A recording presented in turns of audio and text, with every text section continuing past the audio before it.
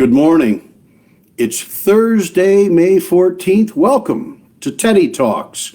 I'm Joe Wiegand, your host, and with my friends here at the Theodore Roosevelt Medora Foundation in Medora, North Dakota, we're delighted to bring you this program celebrating the history of Theodore Roosevelt, Teddy Talks, what Teddy wrote, said, or did during his lifetime on this date, and very often a little bit of interesting information from this date in history, very often associated with Theodore Roosevelt's life.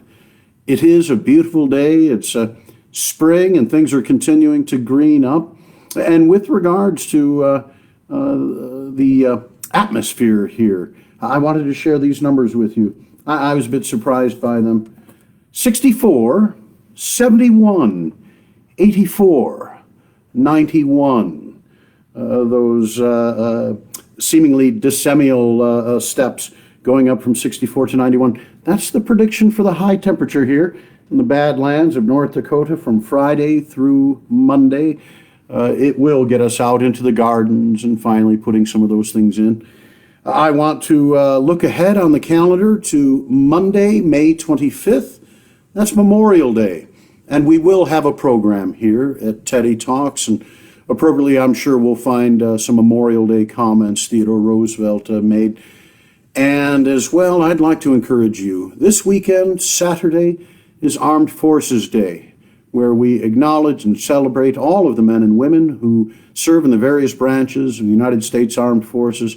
A combination of the different branches coming together. In Theodore Roosevelt's time, we celebrated Army Day, Marine Corps League Day, Navy Day, and we'll talk about that on Saturday briefly. Looking forward to being with you the rest of the month of May as 26 days with the 26th president continues. Again, I think with the busyness that's mounting here in June, we may go to a weekly Saturday program, and at the same time, maybe by June it's all time that we get busy on some of the other activities in our outdoor life especially. I wanted to celebrate on this date the founding in 1607 of the Jamestown colony, named after King James I in Virginia. And on this in this time period then, in 1907, you realize that would be the tercentenary. It's the 300th anniversary of the founding of Jamestown. Tercentennial, thank you. And a great exposition was held closer to Norfolk, downstream on the James River, much of what had been Fort James reclaimed by the swamps and the tidal waters. So that great celebration saw the visit of Kaiser Wilhelm, Mark Twain, and Theodore Roosevelt. Different states had displays and buildings. The Georgia building was a reproduction of Theodore Roosevelt's mother's ancestral home, now known as Bullock Hall, a wonderful museum in Roswell, Georgia. You can visit when we're all open and visiting. You can do so in Roswell.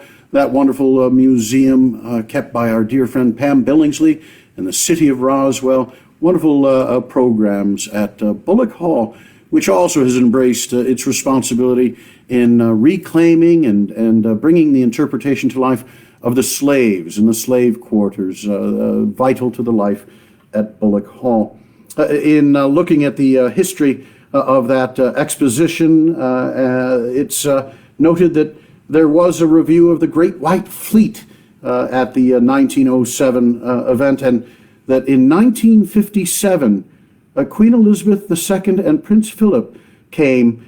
She loaned the United States a copy of the Magna Carta at that time. She made a speech, the Queen of England did. 50 years later, in 2007, on the 400th anniversary of the quadricentennial, Queen Elizabeth II and Prince Philip came back 50 years later and did again what was done in 1957, a speech recognizing the roots of our country in England and English law and common law, and also the special relationship that continues. On this date in 1800, the Sixth United States Congress recessed, and the process of moving the United States government from Philadelphia to Washington, D.C. Was commenced. On this date in 1804, William Clark and 42 men depart from Camp du Bois near present-day Wood River, Illinois, to join Meriwether Lewis at St. Charles, Missouri, marking the beginning of the Lewis and Clark expedition's historic journey up the Mississippi River. And probably no two greater experts on that excursion than our dear friends David Borlaug of Bismarck, and he, the former chair of the bicentennial celebration of Lewis and Clark, and our dear friend Clay Jenkinson, the humanities scholar who brings to life not only Thomas Jefferson and Theodore Roosevelt and others, but also Meriwether Lewis in a wonderful interpretation. In 1906, on this date, Carl Schurz, the death of Carl Schurz, German-American general, journalist, and politician, our 13th United States Secretary of the Interior under James Garfield and Rutherford B. Hayes. He served from March of 77, that is 1877, until March of 1881. Born 1829 in Lieblar in the Kingdom of Prussia. He was a German revolutionary. We call them very often the Germans of 48, fighting against the Prussian army and then escaping to places like the United States after the putting down of that revolutionary effort. And so he came to the United States, came to Wisconsin, entered the Civil War, led troops at Gettysburg, served as a general, served as a United States Senator, elected from Missouri, I believe the first German-American to serve in the United States Senate, correct me if I'm wrong. And Schurz went on to he founded a newspaper in St. Louis. Eventually, then, after his Senate career and after his time as Secretary of the Interior, he would edit the New York Evening Post and later Harper's Weekly. He helped to lead the Mugwump movement. You remember in 1884, while Theodore Roosevelt and Henry Cabot Lodge opposed the nomination of Blaine, and Roosevelt came here to the Badlands and told a newspaper along the way that he'd probably sit out November. By October, he was back in the fray and advocating for the election of the Republican nominee. The Mugwumps held it against Theodore Roosevelt.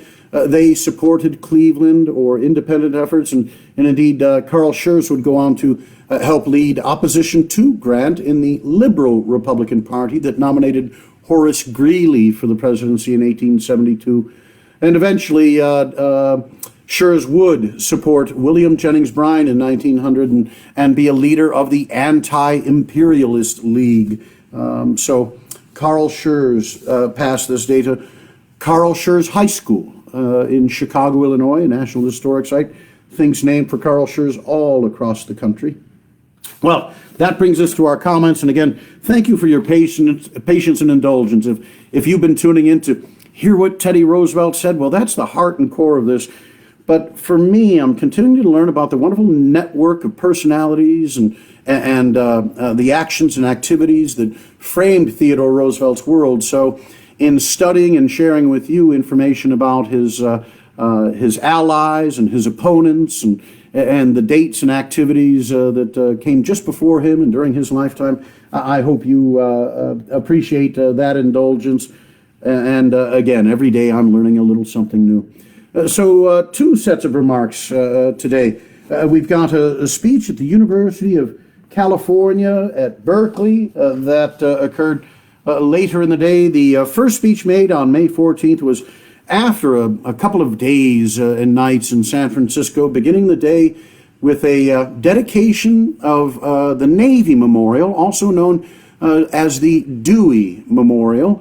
And you'll hear in the context of the president's remarks the fact that the first spade of dirt, the groundbreaking ceremony, had been attended and led by President McKinley. And it's a beautiful monument in Union Square, San Francisco. It's reminiscent of what you see in London to the great British admiral. And this is a column atop which is a winged victory.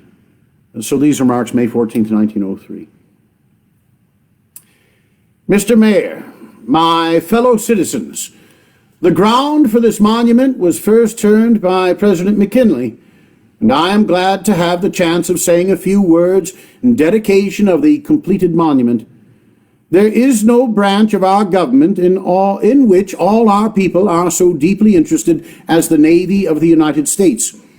It is not merely San Francisco, not merely New York or Boston or Charleston or New Orleans, not merely the seacoast cities of the nation. Every individual in the nation who is proud of America and jealous of her good name must feel a thrill of generous emotion at the erection of a monument to the Navy, a monument to the fleet which was victorious under Admiral Dewey on the 1st of May 5 years ago, a fleet which then added a new page to the long honor roll of American achievement. It is eminently fitting that there should be here, in this great city on the Pacific Ocean, a monument to commemorate the deed which showed once for all that America had taken her position on the Pacific. I want you all to draw a practical lesson from this commemoration. We today dedicate this monument because those who went before us had the wisdom to make ready for the victory. If we wish our children to have the chance of dedicating monuments of this kind in the event of war, we must see that the Navy is made ready in advance. To dedicate the monument would be an empty and foolish thing if we accompanied it by an abandonment of our national policy of building up the Navy. And good though it is to erect this monument, it is better still to go on with the building up of the Navy, which gave the monument to us, and which, if we ever give it a fair chance, can be relied upon to rise level to our needs. Remember that after the war has begun, it is too late to improvise a navy. A naval war is 2/3 settled in advance, at least 2/3, because it is mainly settled by the preparation which has gone on for years preceding its outbreak. We won at Manila because the shipbuilders of this country, including those here at San Francisco, under the wise provisions of Congress, had for 15 years before been preparing the Navy. In 1882, our Navy was a shame and a disgrace to the country in point of material. The personnel contained as fine material as there was to be found in the world, but the ships and the guns were antiquated, and it would have been a wicked absurdity to have sent them against the ships of any good power. Then we began to build up the Navy. Every ship that fought under Dewey had been built between 1883 and 1896. We come here as patriots, remembering that our party lines stop at the water's edge. That fleet was successful in 1898 because under the previous administrations of both political parties, under the previous Congresses controlled by both political parties, for the previous 15 years there had been a resolute effort to build adequate ships. The ships that went in under Dewey had been constructed under different successive secretaries of the Navy and had been provided for by different successive Congresses of the United States. Not one of them had been built less than 2 years, some of them 14 years. We could not have begun to fight that battle if we had not been for so many years making ready the Navy. The last Congress has taken greater strides than any previous Congress in making ready the Navy, but it will be 2 or 3 years before the effects are seen.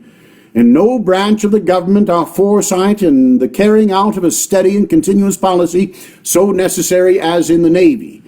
And you, citizens of San Francisco, of California, and all our citizens should make it a matter of prime duty to see that there is no halt in that work, that the next Congress and the Congress after that and the Congress after that go right on providing formidable warcraft, providing officers, providing men, and providing the means of training them in peace to be effective in war. The best ships and the best guns do not count unless they are handled aright and aimed aright. And the best men cannot thus handle the one nor aim the other if they do not have ample practice. Our people must be trained in handling our ships in squadrons on the high seas. Our people on the ships must be trained by actual practice to do their duty in conning tower, in the engine rooms, in the gun turrets. The shots that count in battle are the shots that hit. We have reason to be satisfied with the rapid increase in accuracy in marksmanship of the Navy in recent years, And I congratulate Admiral Glass and those under him and all our naval officers who are taking their part so well in perfecting that work. And I congratulate the enlisted men of the Navy upon the extraordinary improvement in marksmanship shown by the gun pointers. Applaud the Navy and what it has done. That is first class. But make your applause count by seeing that the good work goes on. Besides applauding now, see to it that the Navy is so built up that the men of the next generation will have something to applaud also. I can't wait to get back to San Francisco and revisit that monument at Union Square. The remarks later that day, I believe it was a ferry taken over to Oakland, and then by coach and carriage, I believe, to Berkeley. The remarks of Theodore Roosevelt to certainly the graduating class there, that May 14th, 1903.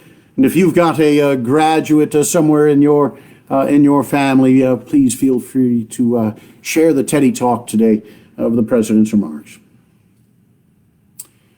President Wheeler, fellow members of the university, last night, in speaking to one of my new friends in California, he told me that he thought enough had been said to me about the fruits and flowers, that enough had been said to me about California being an Eden, and that he wished I would pay some attention to Adam as well.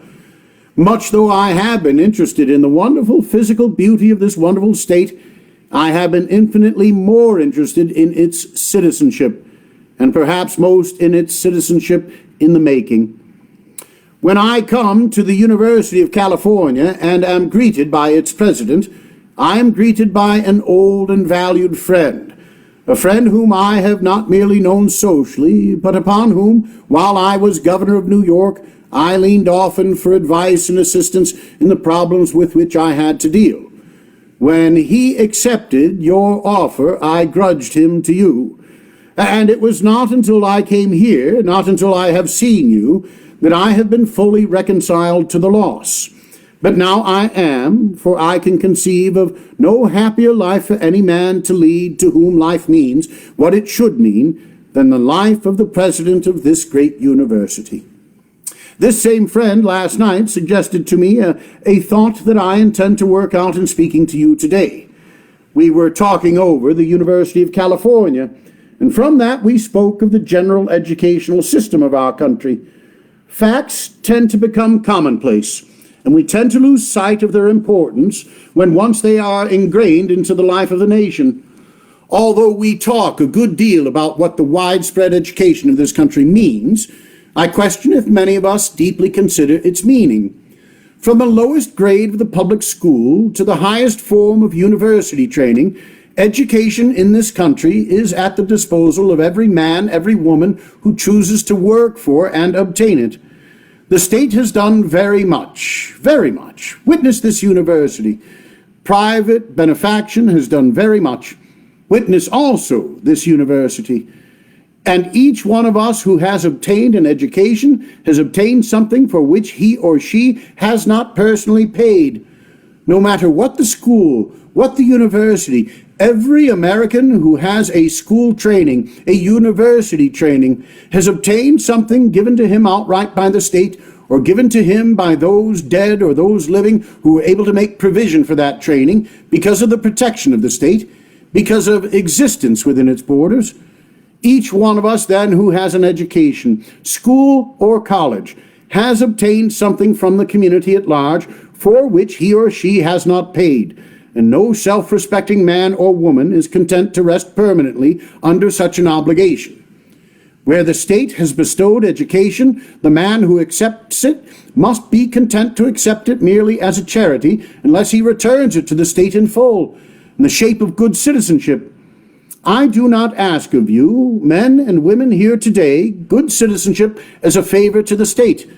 I demand it of you as a right, and hold you recreant to your duty if you fail to give it. Here you are in this university, in this state, with its wonderful climate, which is permitting people of a northern stock for the first time in the history of that northern stock to gain education in physical surroundings somewhat akin to those which surrounded the early Greeks. Here you have all those advantages, and you are not to be excused if you do not show in tangible fashion your appreciation of them and your power to give practical effect to that appreciation.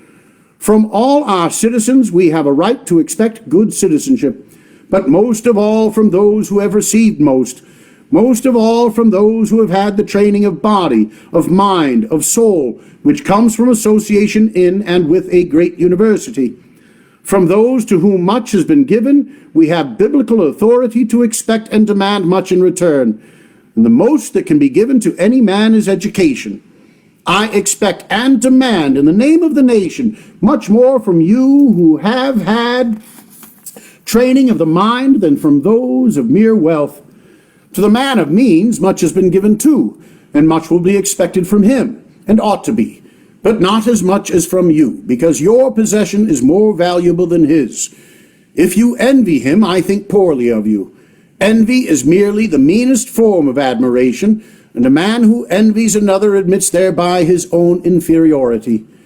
We have a right to expect from the college-bred man, the college-bred woman, a proper sense of proportion, a proper sense of perspective, which will enable him or her to see things in their right relation one to another. And when thus seen, while wealth will have a proper place, a just place, as an instrument for achieving happiness and power, for conferring happiness and power, it will not stand as high as much else in our national life.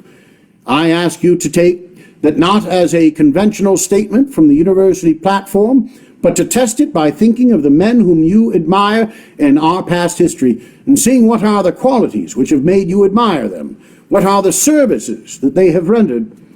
For, as President Wheeler said today, it is true now, as it ever has been true, that the greatest good fortune, the greatest honor that can befall any man is that he shall serve the nation, serve his people, serve mankind.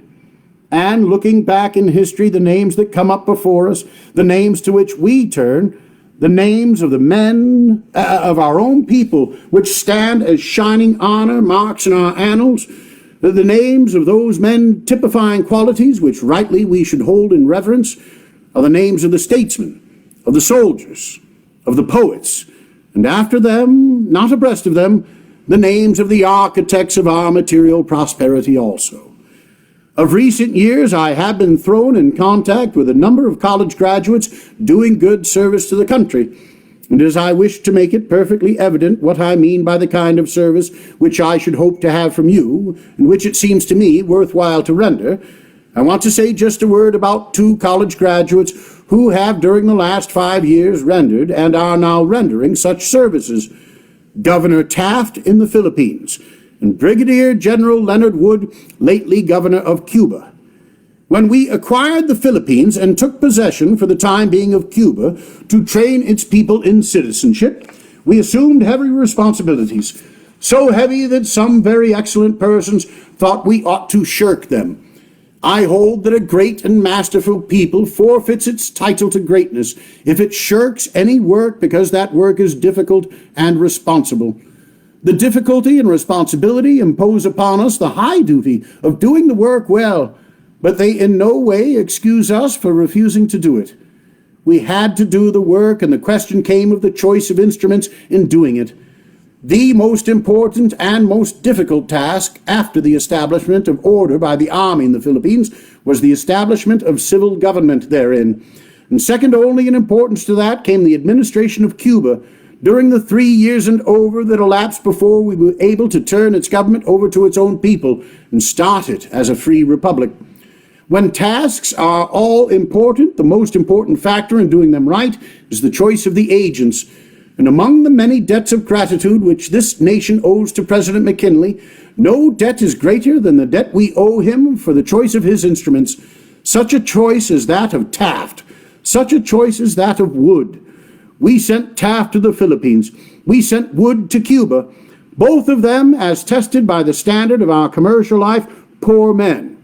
Each man with little more than his salary to keep himself and his family. each man to handle millions upon millions of dollars, to have the power by mere conniving at what was improper to acquire untold wealth, and sent them knowing that we did not ever have to consider whether such opportunities would be temptations toward them, sent them knowing that they had the ideals of the true American, and that therefore we did not have to consider the chance of such a temptation appealing to them. Taft went to the Philippines to stay there, not only forfeiting thereby the certainty of brilliant rise in his profession on the bench or at the bar here if he had stayed, but at an imminent risk to his own health, because he felt that his duty as an American made him go, that as President McKinley told me of him, he had been drafted into the service of the country and he could not honorably refuse. We have seen, in consequence, the Philippine Islands administered by the American official who is at the head of the government and by his colleagues in the interest primarily of their people, and seeking to obtain for the United States, for the dominant race that spent its blood and its treasure in making firm and stable the government of those islands, the reward that comes from the consciousness of duty well done. Under Taft, by and through his efforts, not only have peace and material well-being come to those islands to a degree never before known in their recorded history, and to a degree infinitely greater than had ever been dreamed possible by those who knew them best, but more than that, a greater measure of self-government has been given to them than is now given to any other Asiatic people under alien rule, than to any other Asiatic people under their own rulers, save Japan alone. That is an achievement of the past 5 years which I hold to be absolutely unparalleled in history. And when the debit and credit side of our national life is finally made up, a long stroke shall be put to the credit side for what has been done in the Philippines under Taft and his associates. In the same way Leonard Wood worked in Cuba, put down there to do an absolutely new task, to take a people of a different race, a different speech, a different creed, a people just emerging from the hideous welter of a war, cruel and sanguinary beyond what we in this fortunate country can readily conceive. To take a people down in the depths of poverty and misery, just recovering from suffering which makes one shudder to think of, a people untrained utterly and absolutely in self-government, and fit them for it. And he did it. For 3 years he worked. He established a school system as good as the best that we have in any of our states. He cleaned cities which had never been cleaned in their existence before. He secured absolute safety for liberty and property. He did the kind of governmental work which should be the undying honor of our people forever. And he came home to what? He came home to be thanked by a few, to be attacked by others, not to their credit, and to have as his real reward the sense that though his work had been done at pecuniary sacrifice to him, that though the demands upon him had been such as to eat into his private means, yet he had worthily and well done his duty as an American citizen, and reflected fresh honor upon the uniform of the United States Army. I have chosen Taft and Wood simply as instances of what other men by the hundred have done. Americans who have graduated from no college, Americans who have graduated from our different colleges, and especially by practically all those Americans who have graduated from the two great typical American institutions of learning, West Point and Annapolis. Taft and Wood and their fellows are spending or have spent the best years of their prime in doing a work which means to them pecuniary loss, at the best a bare livelihood while they are doing it, and are doing it gladly because they realize the truth that the highest privilege that can be given to any American is the privilege of serving his country, his fellow Americans. As I am speaking to an audience with proper ideals, when I say that Taft and Wood have done all this service to their pecuniary loss, I am holding them up not for pity, but for admiration.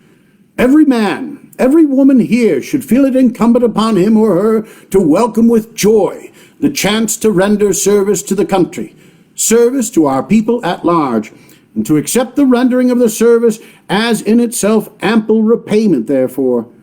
Do not misunderstand me. The average man, the average woman must earn his or her living in one way or another, and I most emphatically do not advise anyone to decline to do the humdrum everyday duties because there may come a chance for the display of heroism. I ask you the straightforward, earnest performance of duty in all the little things that come up day by day in business, in domestic life, in every way. And then when the opportunity comes, if you have thus done your duty in the lesser things, I know you will rise level to the heroic needs.